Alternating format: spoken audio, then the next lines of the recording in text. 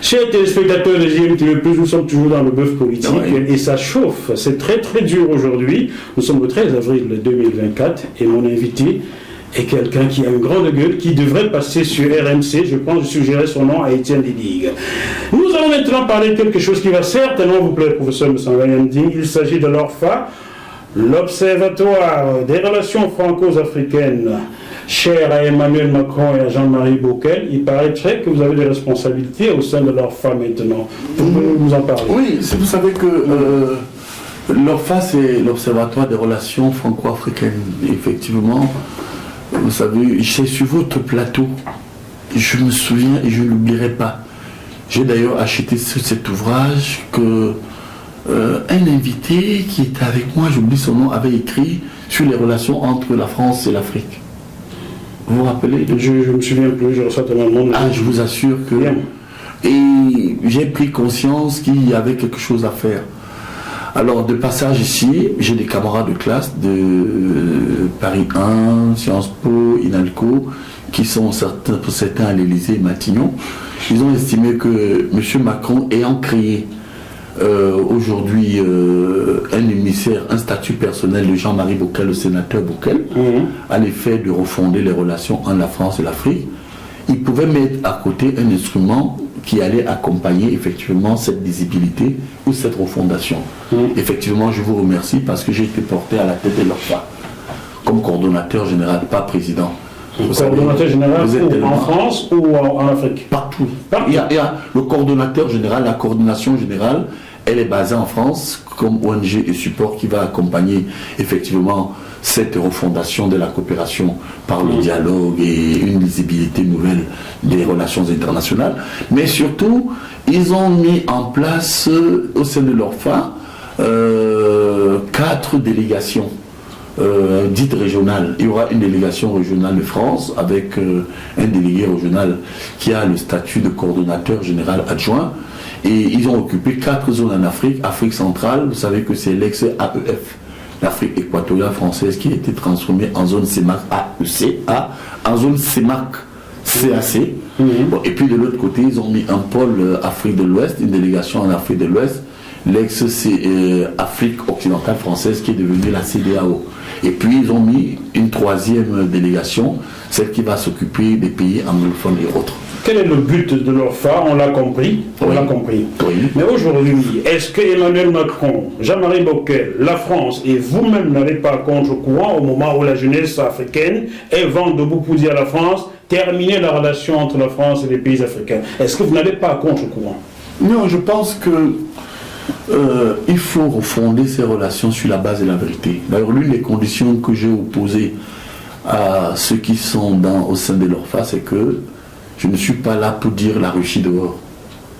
Je ne suis pas là pour dire que la Chine dehors ou le Japon. Je suis là pour tenter d'accompagner les chefs d'État africains qui ont une histoire avec la France, notamment francophone, et d'une part, les chefs d'État français à refonder leurs relations sur la base des intérêts réciproques. Regardez, lorsque vous voyez par exemple ce que la France déverse aujourd'hui en Ukraine, et à côté vous voyez un pays comme le Niger qui a complètement rompu ses relations, n'avait même pas de l'électricité. Alors que c'est lui qui fournissait la majorité de l'uranium que la France redistribue aux autres, c'est pas normal. Vous savez, je m'amusais lorsque je venais ici la dernière fois. J'étais dans une station d'essence et mon fils est descendu, il a fait le plein de carburant. Alors quand il est monté dans la voiture, je lui ai dit, mais fiston, tu vois, voilà un instrument de la coopération africaine de la France. Nous étions sur une station totale. Donc il faut qu'on apprenne quand même à la France à reconnaître qu'elle a plus d'intérêt pour sa survie en France qu'ici.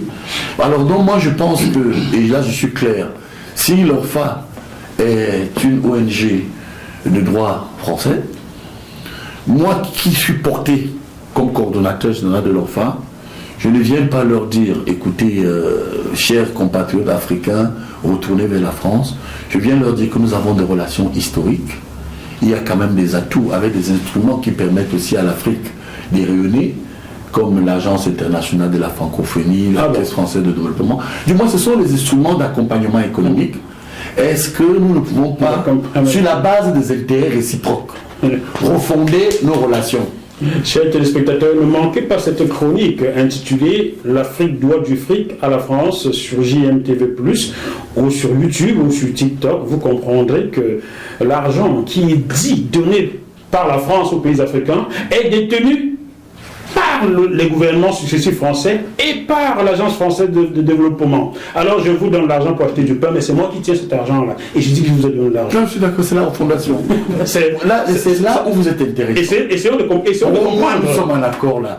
Et je pense qu'aujourd'hui... Ah, je suis maintenant bon journaliste. Non, je dis que c'est là où vous êtes intéressant. Et je dis bien, regardez la sémantique que j'ai utilisée sur ce point bien précis. Sur ce point bien précis. Je pense que c'est sur les bases d'une translation, c'est-à-dire une transversalité de la refondation qu'enfin la France peut faire. Mais écoutez, qu'est-ce que la France a foutu en Afrique aujourd'hui? Vous ne pouvez pas montrer aux gens des immeubles, des ponts. Quand vous venez dans un pays comme la Chine, le Gabon, le Gabon, le Cameroun, le Tchad et tout, comment on peut comprendre que c'est la France qui contrôle la plupart des ressources, pétrole, gaz, aluminium, manganèse et autres, mais à côté, il n'y a rien pour les nations. Quand vous voyez les palais de congrès, les routes, vous voyez même les usines et tout, on vous dit que ça vient de Chine ou d'ailleurs. Il faut changer ça. Chers amis téléspectateurs de JMTV+, il y a 2 ans et demi, j'étais en République centrafricaine à Bangui. Le plus beau bâtiment n'est pas construit par la France, mais plutôt par l'ancien URSS, dans ce qui est la Russie aujourd'hui. Nous sommes d'accord. Donc le plus beau bâtiment de Bangui a été construit par la Russie, pas par la France, qui est puissance, machin, truc. Bon, dites-moi, professeur Messanga Nyamri, oui, je vous en prie, oui. Est-ce que la France peut aujourd'hui normaliser ses relations avec ses anciennes colonies sans épurer son passif, sans expier son passif, reconnaître et réparer, comme les Allemands l'ont fait avec les Herero et les Nama en Namibie, vous le savez? J'ai même vu l'ambassadeur d'Allemagne aller présenter des excuses à la communauté Sawa, votre communauté à Douala, sur l'affaire Douala Mangabel.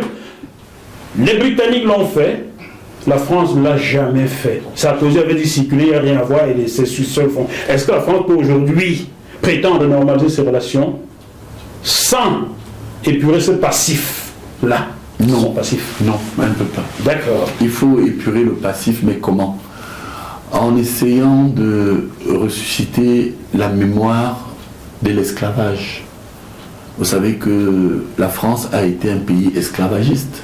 Voltaire, Diderot, Montesquieu, Jean-Jacques Rousseau, bénissez cela. Voilà, et il faut lever ce pan, en incitant d'ailleurs les ressortissants des départements d'outre-mer à renouer avec l'Afrique, parce qu'il y a une barrière.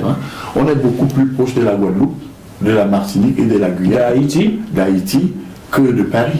Mais vous voyez que pour se rendre là-bas, il faut passer par Paris. C'est une stratégie bien pensée. Alors donc la France doit liquider sa dette esclavagiste. Ne serait-ce que par la mémoire.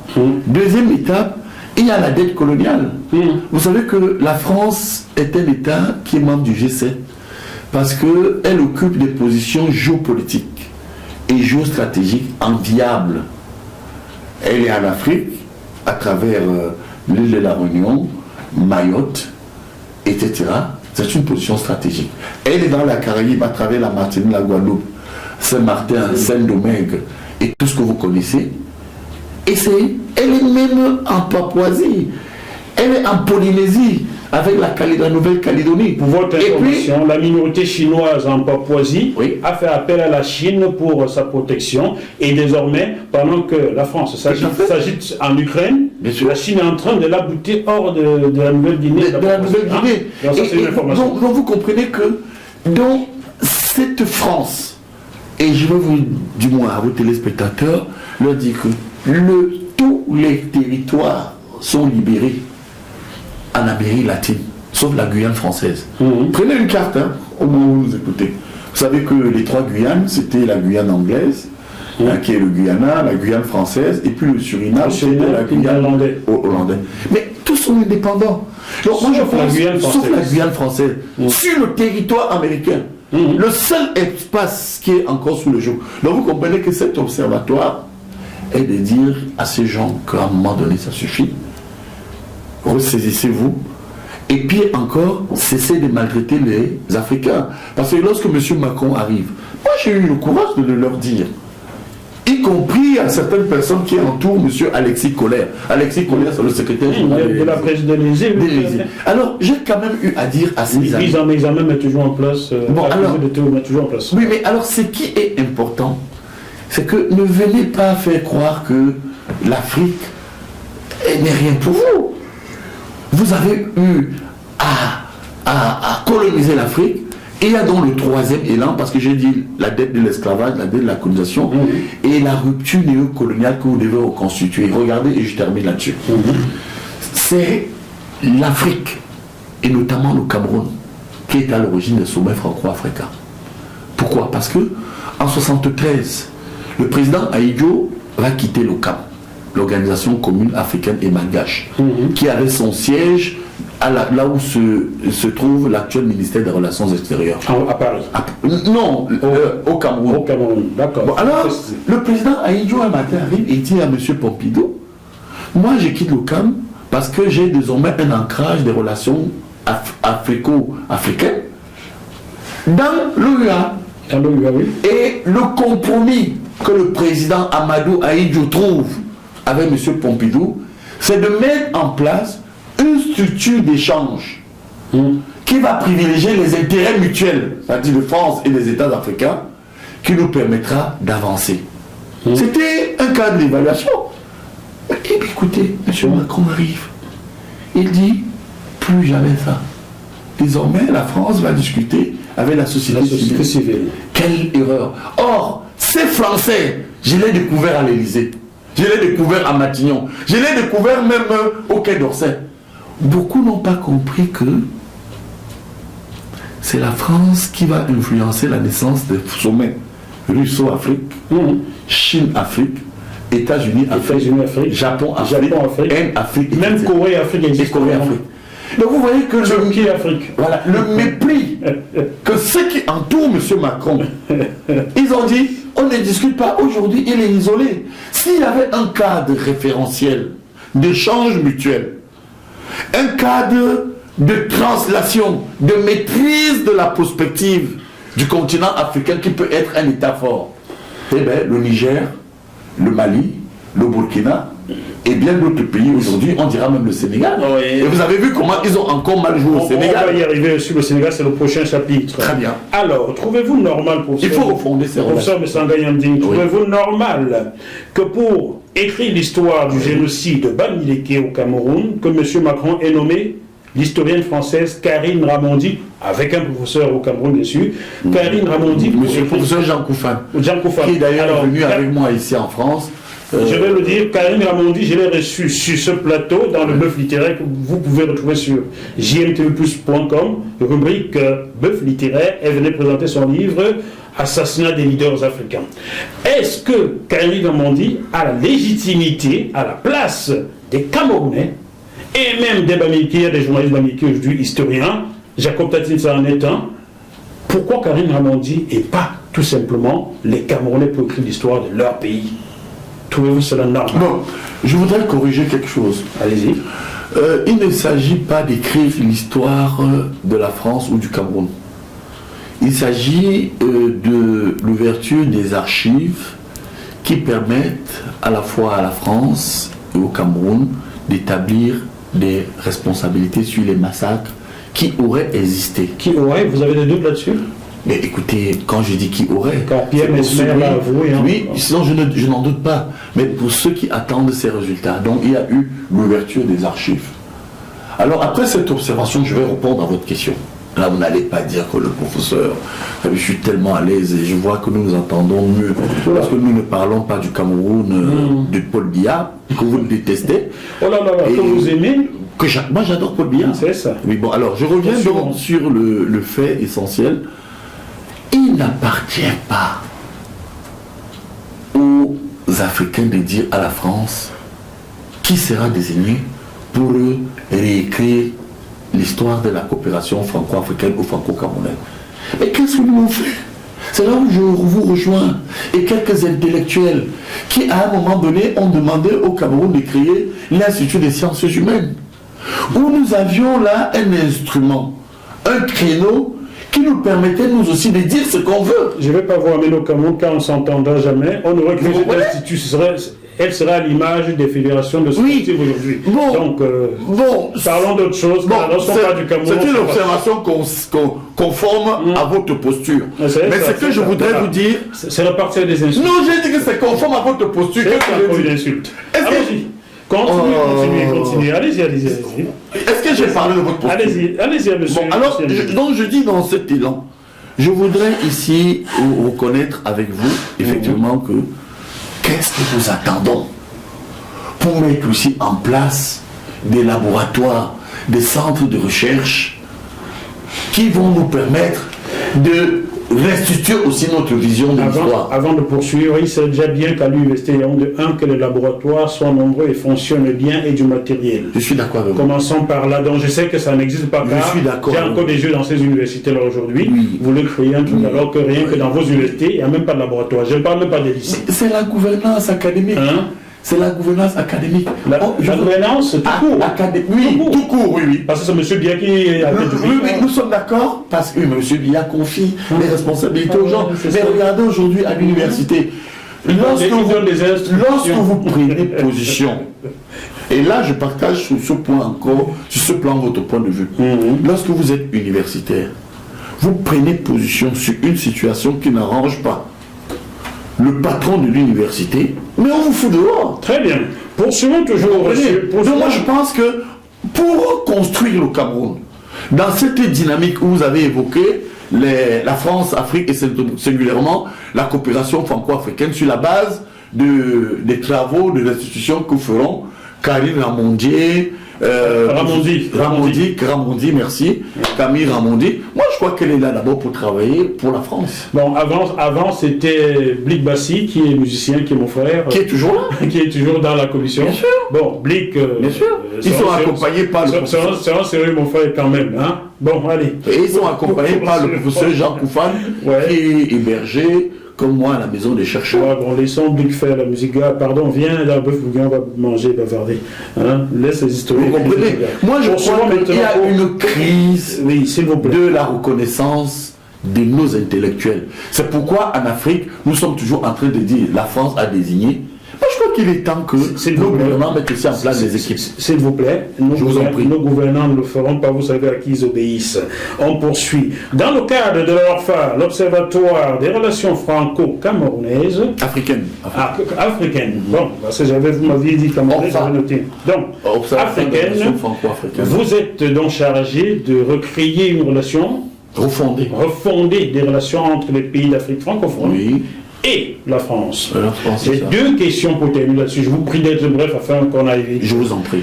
Alors, trouvez-vous normal que ma consoeur Anna Kadana ait commis un article cette semaine, nous sommes le 13 avril 2024, et commis un article cette semaine indiquant les pays d'Afrique qui sont endettés envers la France. Le Cameroun arrive dans ce classement-là, je crois, troisième pays africain. Le troisième, oui. Très endetté vis-à-vis de la France, avec plus de 1000 et poussières de milliards d'euros. Lorsqu'on dit que les pays africains sont endettés envers la France, ne pourrait-on pas tout simplement demander à la France de dire combien elle tire de ces pays-là comme profit? Vous avez tout dit. En fait, vous m'avez posé une question, vous avez la bonne réponse. Là où vous m'avez facilité la tâche, c'est du trucage. Ils font du trucage, tout simplement parce qu'il y a la charge de la dette. Mais parfois, il y a certains pays africains où on ne sait même pas ce que la France extrait comme pétrole, comme diamant, comme or. Vous savez pourquoi la France est forte aujourd'hui? Je vous donne un chiffre.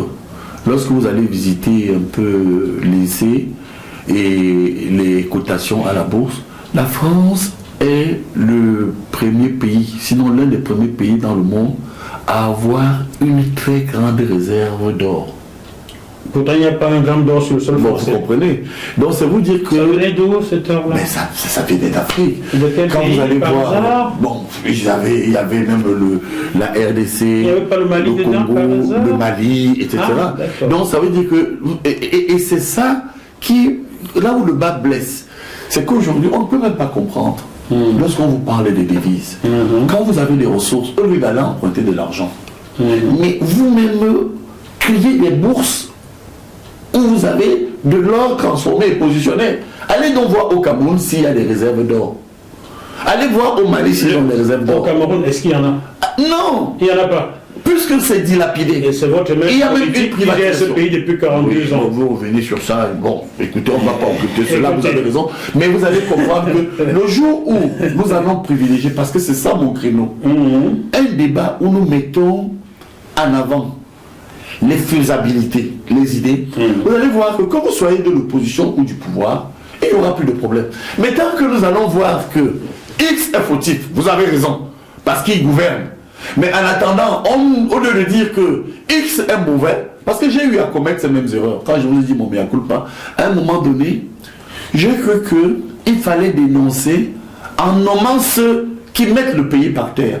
J'ai dit non. Avec la débat aîné, c'est qui lui aurait coûté la vie. Oui, et mes yeux aussi. Mais avec cette traversée du désert, j'ai compris que il ne faut plus indexer ces gens-là.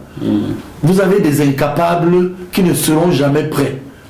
Il faut plutôt dire comment on peut lutter contre la corruption, comment on peut exploiter nos ressources, comment nous pouvons capitaliser les devises, comment nous pouvons projeter le Cameroun vers le développement. Chers téléspectateurs, dans ce classement des pays africains endettés envers la France, vous observerez que le Congo-Brazzaville n'est pas cité du tout. On dit que plusieurs sommes d'argent ont été prêtées au Gabon, mais on ne donne pas les chiffres, alors que pour le cas de la Côte d'Ivoire, les chiffres sont donnés. Le cas du Cameroun, les chiffres sont donnés. Le Sénégal, les chiffres sont donnés. Le Maroc qui arrive en tête pour le continent africain, 18% de la dette du Maroc représente la totalité de cette dette des pays africains envers la France. Pour le Maroc, les chiffres sont donnés, l'Égypte, les chiffres sont donnés, la Tunisie, les chiffres sont donnés, même le Kenya qui n'est pas dans le giron en France africain, les chiffres sont donnés, le Nigeria, mais on ne donne pas les chiffres du Gabon et on ne cite pas le pays de Sassou Nguesso. Est-ce qu'on a peur de voir surgir des affaires elfes? C'est juste une question. Mais je ne vous la pose pas. Chacun non, il y a, lorsque vous lisez l'ouvrage de Pierre Péan, il y a deux ouvrages qui nous ont beaucoup renseigné. Votre confrère journaliste et activiste Péan. Feu Pierre Péan. Oui, Feu Pierre Péan, Péa Sona. Il avait écrit d'abord Affaires africaines. On a vu un peu comment se construisait la France-Afrique. Bon, et puis, il y a eu l'argent noir. Il a montré comment, sous cap, des milliards et des milliards étaient des instruments, comme dans une mafia, qui encadraient la coopération franco-africaine, dont le vol, avec la complicité de la France, le détournement des ressources pétrolières, cacaoyères, cotonnières, etc. Donc je pense que 50 ans après, celui qui nous renseigne très bien, c'est François-Xavier Verschaff, c'est encore un Français. Paix à son âme. Oui, qui effectivement, Verschaff, que j'ai aussi bien connu, comme vous avez raison, et lorsqu'il a parlé de la France-Afrique, le premier qui a montré, effectivement, il a écrit La République des Mallettes. Et l'envers de la dette, livre interdit en France en 2021-2022. Oh, mais là, vous voyez que pays démocratique, bien sûr, le livre l'envers de la dette a été interdit en France. C'est pourquoi j'ai parlé du trucage. Énorme. Du trucage. Ils mentent, cette dette n'est pas vraie. Il suffit que maintenant, ceux qui occupent les fonctions de pouvoir et de décision en Afrique prennent conscience que, ils ont des grandes ressources à l'intérieur du pays. 2, qu'ils ont une diaspora qui connaît la France et qu'on peut utiliser cette force pour renverser la tendance. Et qu'est-ce qu'ils font? Regardez un pays comme le Cameroun, qu'est-ce qui peut expliquer que près de 70 ans après les indépendances, un pays comme le Cameroun soit encore hostile à la double nationalité? Lorsque vous savez qu'en Allemagne... Mais posez la question à votre maître politique. Non, moi je suis là pour le débat de personne. Vous voyez la différence aujourd'hui entre le Sanga Nyamding nouveau et ceux qui m'attendent encore. Vous êtes né de nouveau. Je suis né de nouveau sur le plan politique. Alléluia. C'est-à-dire qu'aujourd'hui, je voudrais poser le problème en termes de projection. Oui. Quand j'étais récemment en Allemagne, j'ai vu des Camerounais avec des cliniques, des usines, des universités privées, des écoles privées. C'est le cas en France. Est-ce que ces gens réalisent même le mal qu'ils font au pays lorsqu'ils viennent vous dire que la double nationalité ne peut pas être acceptée? Moi, je suis parmi, du moins de ceux qui pensent que, le Cameroun va décoller lorsqu'il y aura un renouvellement sérieux de la classe politique, avec des hommes compétents. Laissons pouvoir, laissons opposition. Le président Paul Biya nous a laissé un héritage, la rigueur et la moralisation. Même si on l'a violé sous son magistère, je pense qu'il nous faut des hommes et des femmes qui vont ressusciter la justice sociale, qui vont lutter contre la corruption, qui vont lutter contre la criminalité administrative, où on entretient des camps, des clans. Voilà ma position. Monsieur Massanga Yanding, oui. Vous qui trouvez que je suis un anti-Biya, primaire. Je vais vous réciter son discours. Je confirme ça. Je vous récite son discours du mardi 18 janvier 1984. Oui. Je me représente à vous comme le candidat du renouveau national. J'ai décidé de solliciter plus solennellement que jamais votre soutien. Un soutien massif, enthousiaste et patriotique. Un soutien à la mesure de l'engagement à prendre et de la responsabilité à assumer. Signé Paul Biya. Mardi 18 janvier 1984. J'étais un gamin, je n'avais même pas 11 ans. Voyez-vous, voilà votre anti-Biya primaire. Le seul discours politique bien retenu est celui de M. Biya. On va poursuivre. Chers téléspectateurs, vous voyez, quand on est calme, l'émission se passe bien.